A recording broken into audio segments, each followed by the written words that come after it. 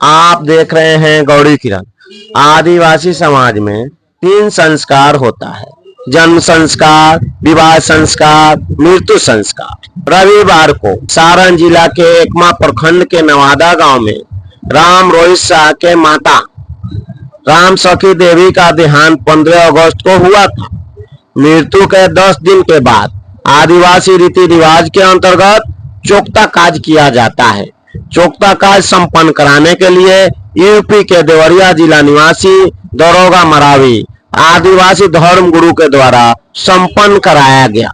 इसी क्रम में आदिवासी धर्म गुरु दरोगा मरावी ने आदिवासी समाज के मृत्यु संस्कार के संबंध में विशेष जानकारी दी। तो आप हमारे दर्शकों को बताएं कि आप क्या करते हैं। हम आदिवासी समाज के धर्माचार्य हैं। हम अपने समाज को अपने कल्चर संबंधित बातों को बताते हैं और हम प्रकृति को मानने वाले हैं। हम आदिवासी समाज के जो हमारा कल्चर संस्कृति रहा वो जन जन तक पहुंचाते हैं और अपने आदिवासी कल्चर से अपना हम जन्म संस्कार, मृत्यु संस्कार और विवाह संस्कार, हमारे सिर्फ 3 संस्कार होते हैं। इन 3 संस्कारों को कराने के लिए हम भारत में कहीं चले जाते हैं। हमारे सहयोगी बहुत ज्यादा लोग हैं, क्योंकि सबको पता है कि हम लोग आदिवासी हैं, आदिकाल के वासी हैं, यहाँ के मूल निवासी हैं। और हमारा जो धर्म रहा वो बनावटी नहीं रहा, वो प्रकृतिवादी रहा। यानी प्रकृति के नियम को ही हम अपना धर्म मानते हैं। कोई हमारा खुद का धर्म नहीं है, ना कोई बनाया हुआ धर्म है। हम प्रकृति के नियम को फॉलो करते हैं।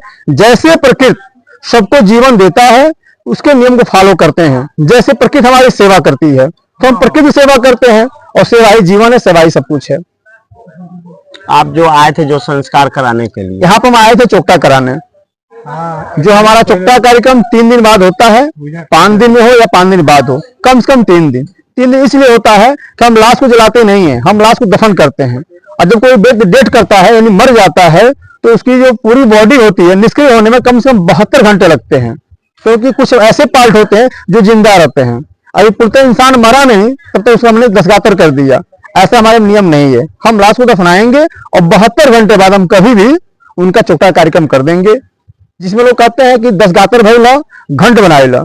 सेम वही का हमारे में होता है। हम लोग गांठ बांधते हैं हल्दी का, उसकी हम पूजा करते हैं 3 काज तक। और हम पुरखों को पिंडदान नहीं करते हैं, हम पुरखों को अपने देवकुल स्थान देते हैं, यानी घर मंडप में उसका स्थान देते हैं और पुरखा की पूजा करते हैं। उनसे कैसे भिन्न हैं आप?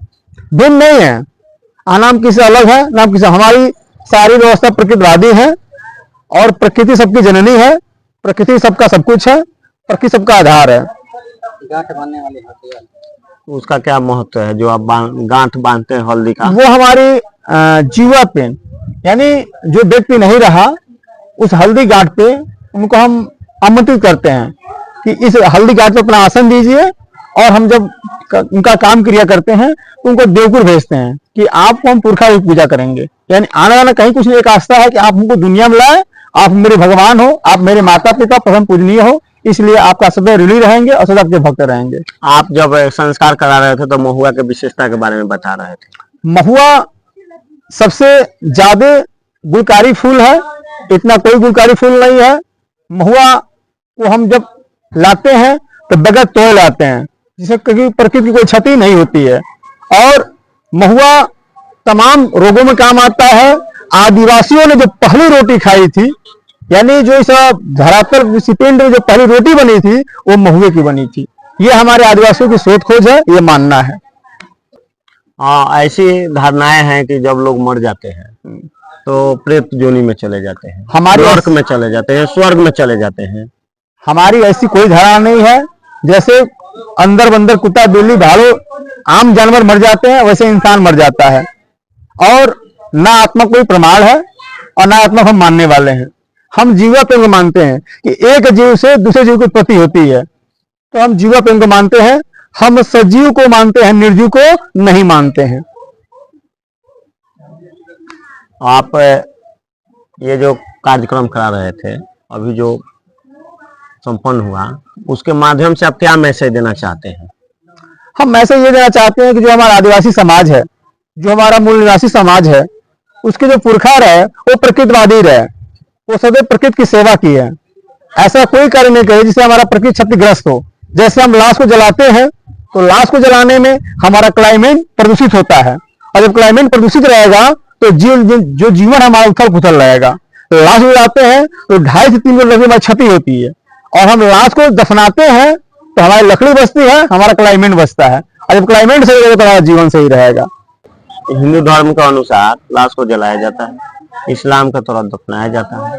देखिए, लोग स्वतंत्र हैं, लोगों को जो भी करना है करें।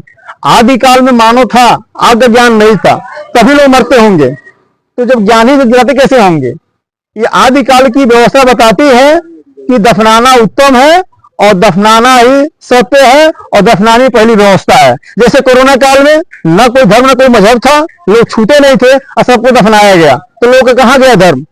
तो जो सत्य है वो कहीं है, जो कहीं है वो सही है, जो सही है वो कहीं है। तो ये थे दरोगा मरावी, जो कि आदिवासियों का धर्माचार्य है, और ये आदिवासी धर्म यानी प्राकृतिक धर्म का प्रचार प्रसार कर रहे हैं। आप हमें कमेंट करके जरूर बताएंगे।